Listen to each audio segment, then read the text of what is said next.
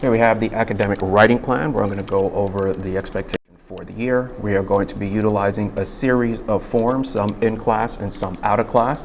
You're going to have to first look at the rubric. One is Word, one is in PDF. Then we're going to use this Google form to assess whether or not you understand the rubric. And then in class, we'll be utilizing these particular sheets here that I'm going to go over in this show. So the first one is going to be this. You're going to place your name. You're going to, in class, come up with a topic, and then I'm going to make some revisions. And for one class period, we'll just kind of go back and forth, preparing you for somewhat of a thesis that would be appropriate for this class. So if you said 9/11 was the greatest terrorist attack in American history, I'm probably going to comment that that is vague, lacks detail, and needs to be more specific. So at the end of that class, hopefully we could narrow that down. The rubric we're going to use is going to be this one. It can be found using that link. We have a video that will show you how to write thesis statements. And what we're looking for here is a thesis, no more than one sentence. Your context, you need to provide background information. That's what this section here. Do not give me a thesis and go into source one. You need a transition section. This is your background information.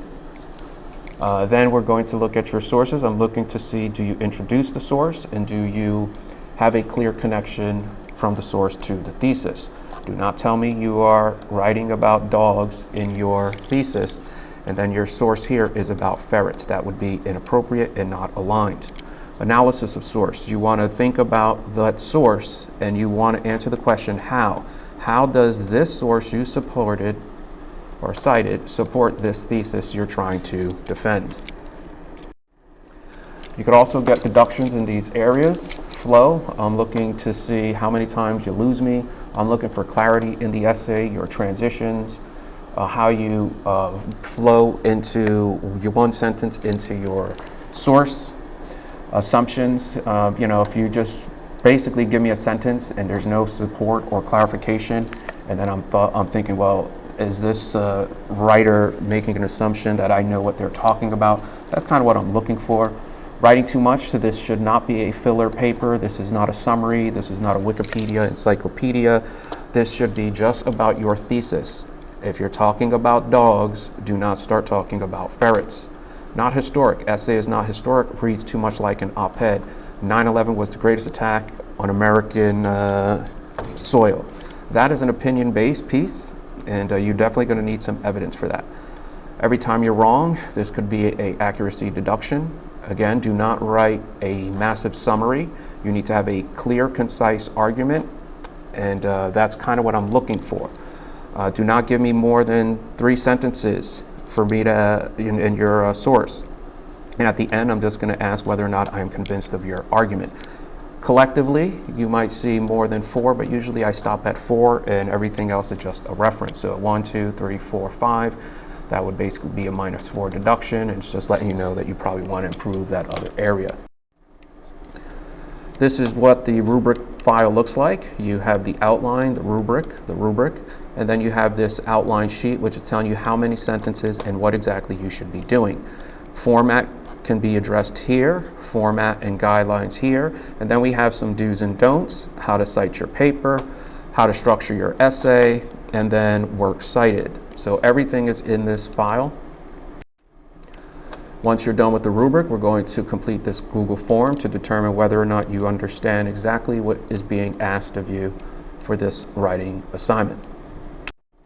In class, we'll use this. This will be an in-class day where you're going to give me your thesis, and then you're going to work on the context, providing that background information. If you're lost, you can watch the context video. You could also utilize the template. The template is telling you how many sentences for each section you should be using or writing, and what's your analysis, 2 sentences. In class, we'll be working on this, where you're going to place your thesis, give me the name of your source, copy and paste the exact text. You want to probably have about 2-3 sentences from your page. So this is the source, and you're going to cite these 3 sentences. These 3 sentences are going here, and then you're going to explain in no more than 2 sentences how these 2 sentences support your thesis. If you can do this, this is your analysis. How does that cited source support your thesis? We might also utilize these forms here. These are some writing tests. This is a checklist for your essay. These are reflective assignments. And then, of course, we have the rubric, some of the items I've already addressed. When you're utilizing your sources, think about the sources where you're taking source 1, 2, and 3. You're combining all of those ideas and you're creating your own original thought based on those 3 sources.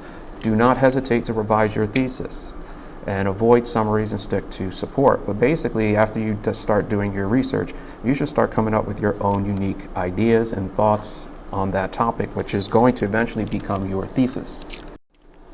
If you're struggling, you can go to the website. The website has numerous videos, research tips, finding sources, thesis help. There are numerous examples for thesis statements, changing your thesis. Here I'm just reading somebody's essay and writing my notes. Your analysis can be in this video. And then citations. So everything is outlined for you on the website. All of these videos and student samples should help. Again, we're going to be using this template, letting you know how many sentences, and this is what you will be scored on in this class. The rubric can be found here, and for the most part, the rubric can change, but usually the mechanics are not going to change.